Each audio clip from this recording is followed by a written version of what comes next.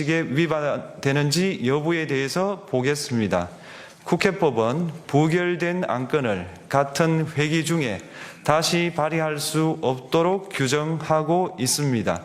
피청구인에 대한 1차 탄핵소추안이 제418회 정기회 회기에 투표 불성립되었지만 이 사건 탄핵소추안은 제419회 임시회 회기 중에 발의되었으므로 일사부재의 원칙에 위반되지 않습니다.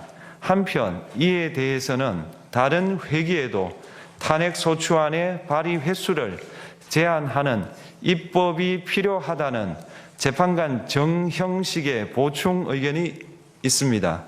이 사건 계엄이 단시간 안에 해제되었고 이로 인한 피해가 발생하지 않았으므로 보호이익이 험결되었는지 여부에 대해서 보겠습니다. 이 사건 계엄이 해제되었다고 하더라도 이 사건 계엄으로 인하여 이 사건 탄핵 사유는 이미 발생하였으므로 심판의 이익이 부정된다고 볼 수 없습니다. 소추 의결서에서 내란죄 등 형법 위반 행위로 구성하였던 것을 탄핵 심판 청구 이후에 헌법 위반 행위로 포섭하여 주장한 점에 대하여 보겠습니다. 기본적 사실관계는 동일하게 유지하면서 적용 법조문을 철회, 변경하는 것은 소추사유의 철회, 변경에 해당하지 않으므로 특별한 절차를 거치지 않더라도 허용됩니다.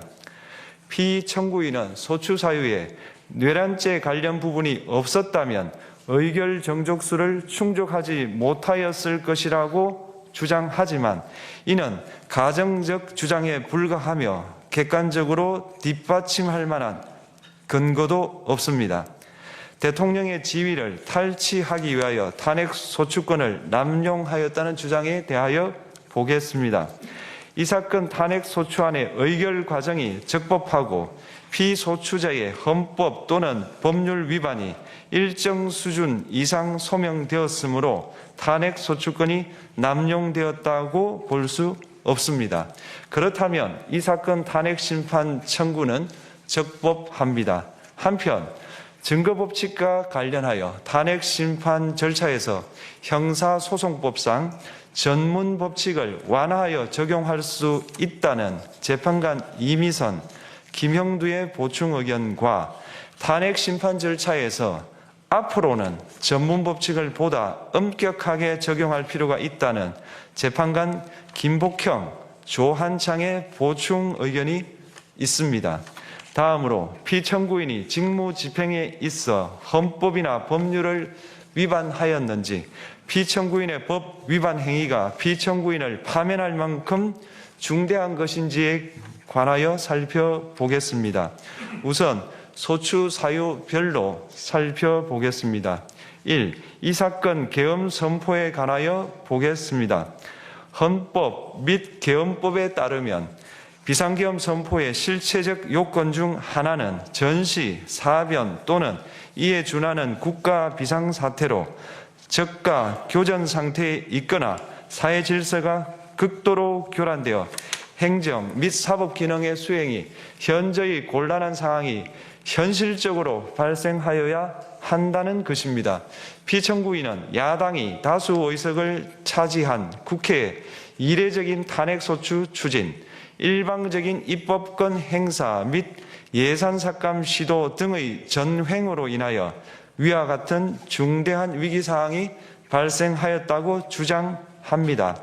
피청구인의 취임 후 이 사건 계엄 선포 전까지 국회는 행안부 장관, 검사, 방통위 위원장, 감사원장 등에 대하여 총 22건의 탄핵소추안을 발의하였습니다.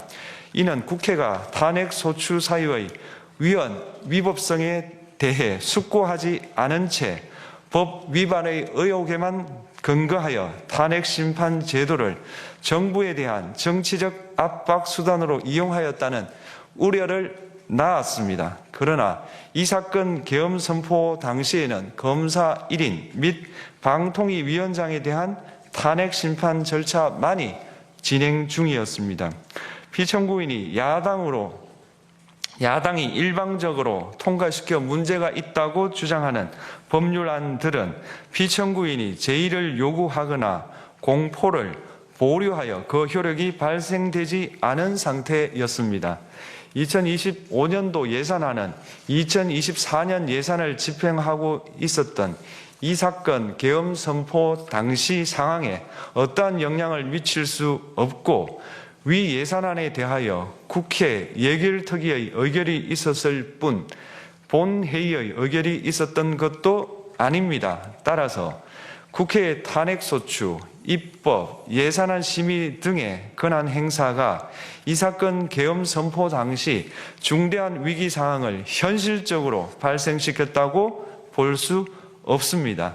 국회의 권한 행사가 위법, 부당하더라도 헌법재판소의 탄핵 심판, 피청구인의 법률안 제의 요구 등 평상시 권력 행사 방법으로 대처할 수 있으므로 국가 긴급권의 행사를 정당화할 수 없습니다. 피청구인은 부정선거 의혹을 해소하기 위하여 이 사건 계엄을 선포하였다고도 주장합니다. 그러나 어떠한 의혹이 있다는 것만으로 중대한 위기 상황이 현실적으로 발생하였다고 볼 수는 없습니다. 또한 중앙선관위는 제22대 국회의원 선거 전에 보안 취약점에 대하여 대부분 조치하였다고 발표하였으며 사전, 우편, 투표함, 보관장소, CCTV 영상을 24시간 공개하고 개표 과정에 수검표 제도를 도입하는 등의 대책을 마련하였다는 점에서도 피청구인의 주장은 타당하다고 볼 수 없습니다. 결국 피청구인이 주장하는 사정을 모두 고려하더라도 피청구인의 판단을 객관적으로 정당화할 수 있을 정도의 위기 상황이 이 사건 계엄 선포 당시 존재하였다고 볼 수 없습니다. 헌법과 계엄법은 비상계엄 선포의 실체적 요건으로 병력으로서 군사상의 필요에 응하거나 공공의 안정질서를 유지할 필요와 목적이 있을 것을 요구하고 있습니다. 그런데 피청구인이 주장하는 국회의 권한 행사로 인한 국정마비 상태나 부정선거 의혹은 정치적, 제도적, 사법적 수단을 통하여 해결하여야 할 문제이지 병력을 동원하여 해결할 수 있는 것이 아닙니다. 피청구인은 이 사건 계엄이 야당의 전횡과 국정위기 상황을 국민에게 알리기 위한 경고성 계엄 또는 호소형 계엄이라고 주장하지만 이는 계엄법이 정한 계엄 선포의 목적이 아닙니다. 또한 피청구인은 계엄 선포에 그치지 아니하고 군경을 동원하여 국회의 권한 행사를 방해하는 등의 헌법 및 법률 위반 행위로 나아갔으므로 경고성 또는 호소형 계엄이라는 피청구인의 주장을 받아들일 수 없습니다. 그렇다면 이 사건 계엄 선포는 비상계엄 선포의 실체적 요건을 위반한 것입니다. 다음으로 이 사건 계엄 선포가 절차적 요건을 준수하였는지에 관하여 보겠습니다. 계엄 선포 및 계엄사령관 임명은 국무회의의 심의를 거쳐야 합니다. 피청구인이 이 사건 계엄을 선포하기 직전에 국무총리 및 9명의 국무위원에게 계엄 선포의 취지를 간략히 설명한 사실은 인정됩니다. 그러나 피청구인은 계엄사령관 등 이 사건 계엄의 구체적인 내용을 설명하지 않았고 다른 구성원들에게 의견을 진술할 기회를 부여하지 않은 점을 고려하면 이 사건 계엄 선포에 관한 심의가 이루어졌다고 보기도 어렵습니다. 그 외에도 피청구인은 국무총리와 관계 국무위원이 비상계엄 선포문에 부서하지 않았음에도 이 사건 계엄을 선포하였고 그 시행 일시, 시행 지역 및 계엄사령관을 공고하지 않았으며 지체 없이 국회에 통고하지도 않았으므로 헌법 및 계엄법이 정한 비상계엄 선포의 절차적 요건을 위반하였습니다. 2. 국회에 대한 군경 투입에 관하여 보겠습니다. 피청구인은 국방부 장관에게 국회에 군대를 투입할 것을 지시하였습니다. 이에 군인들은 헬기 등을 이용하여 국회 경내로 진입하였고 일부는 유리창을 깨고 본관 내부로 들어가기도 하였습니다. 피청구인은 육군 특수전 사령관 등에게 의결 정족수가 채워지지 않은 것 같으니 문을 부수고 들어가서 안에 있는 인원들을 끄집어내라 는 등의 지시를 하였습니다. 또한 피청구인은 경찰청장에게 계엄사령관을 통하여 이 사건 포고령의 내용을 알려주고 직접 6차례 전화를 하기도 하였습니다. 이에 경찰청장은 국회 출입을 전면 차단하도록 하였습니다. 이로 인하여 국회로 모이고 있던 국회의원들 중 일부는 담장을 넘어가야 했거나 아예 들어가지 못하였습니다. 한편 국방부 장관은 필요시 체포할 목적으로 국군 방첩사령관에게 국회의장, 각 정당 대표 등 14명의 위치를 확인하라고 지시하였습니다. 피청구인은 국가정보원 1차장에게 전화하여 국군 방첩사령부를 지원하라고 하였고 국군 방첩사령관은 국가정보원 1차장에게 위 사람들에 대한 위치 확인을 요청하였습니다. 이와 같이 피청구인은 군경을 투입하여 국회의원의 국회 출입을 통제하는 한편 이들을 끌어내라고 지시함으로써 국회의 권한 행사를 방해하였으므로 국회에 계엄 해제 요구권을 부여한 헌법 조항을 위반하였고 국회의원의 심의 표결권, 불체포 특권을 침해하였습니다. 또한 각 정당의 대표 등에 대한 위치 확인 시도에 관여함으로써 정당 활동의 자유를 침해하였습니다. 피청구인은 국회의 권한 행사를 막는 등 정치적 목적으로 병력을 투입함으로써 국가 안전보장과 국토방위를 사명으로 하여 나라를 위해 봉사하여 온 군인들이 일반 시민들과 대치하도록 만들었습니다. 이에 피청구인은 국군의 정치적 중립성을 침해하고 헌법에 따른 국군 통수 의무를 위반하였습니다. 3. 이 사건 포고령 발령에 관하여 보겠습니다. 피청구인은 이 사건 포고령을 통하여 국회, 지방의회, 정당의 활동을 금지함으로써 국회에 계엄 해제 요구권을 부여한 헌법조항, 정당 제도를 규정한 헌법조항, 대의민주주의 권력분리 원칙을 위반하였습니다.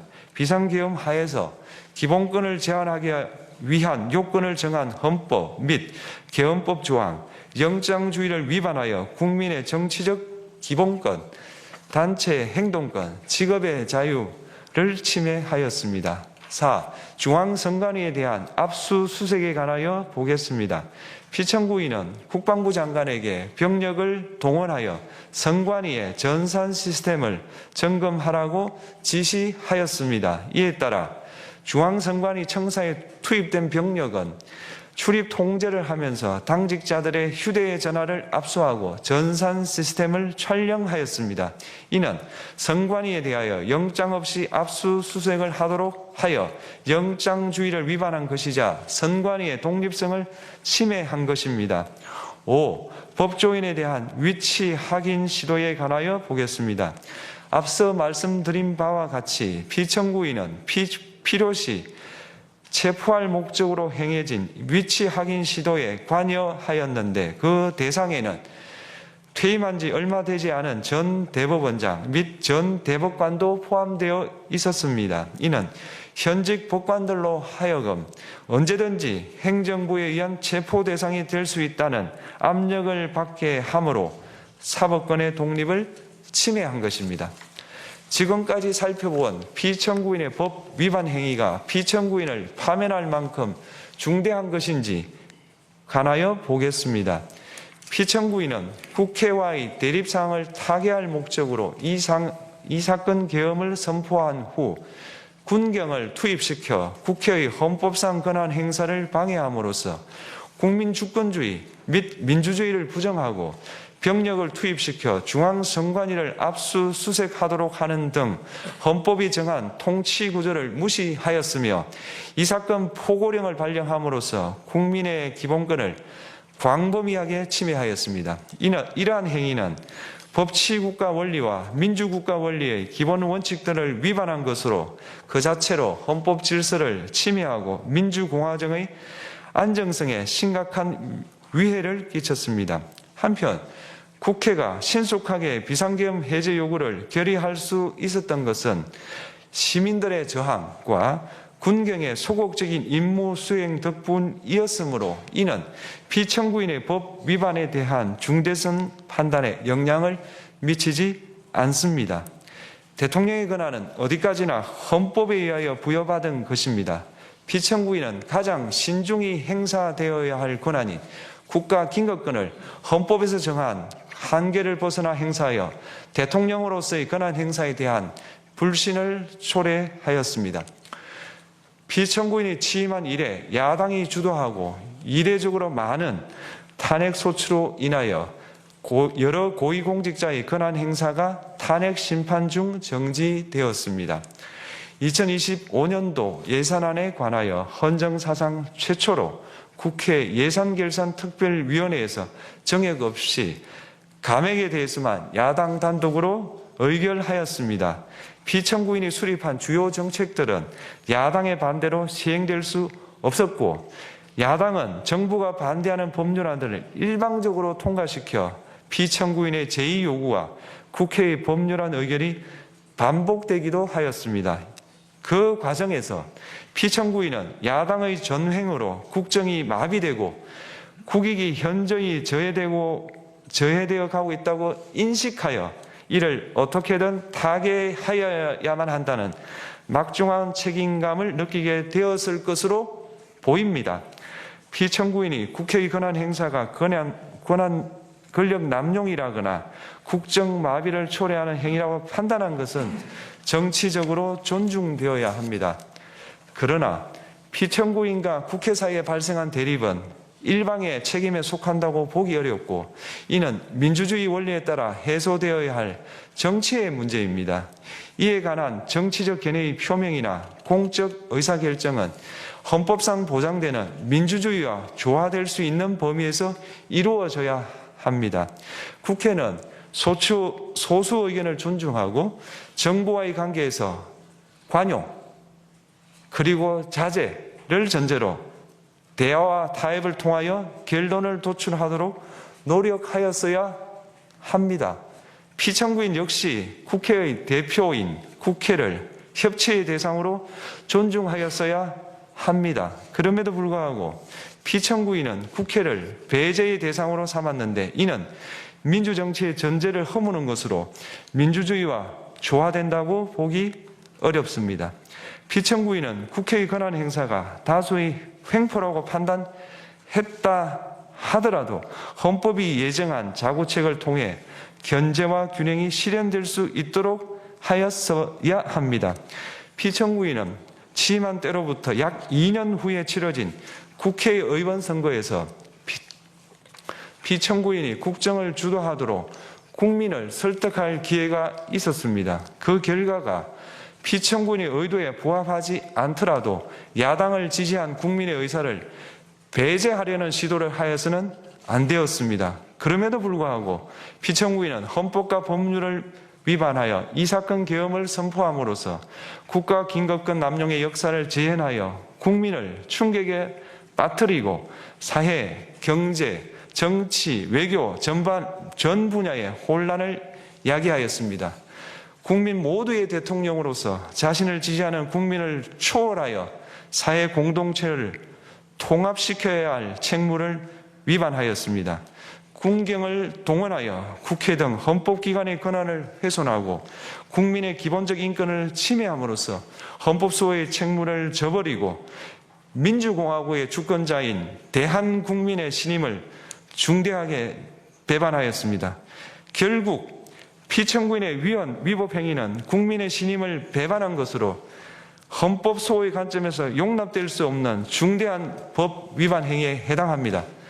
피청구인의 법 위반 행위가 헌법 질서에 미친 부정적 영향과 파급 효과가 중대하므로 피청구인을 파면함으로써 얻는 헌법 수호의 이익이 대통령 파면에 따르는 국가적 손실을 압도할 정도로 크다고 인정됩니다. 이에 재판관 전원의 일치된 의견으로 주문을 선고합니다. 탄핵 사건이므로 선고 시각을 확인하겠습니다. 지금 시각은 오전 11시 22분입니다. 주문, 피청구인 대통령 윤석열을 파면한다.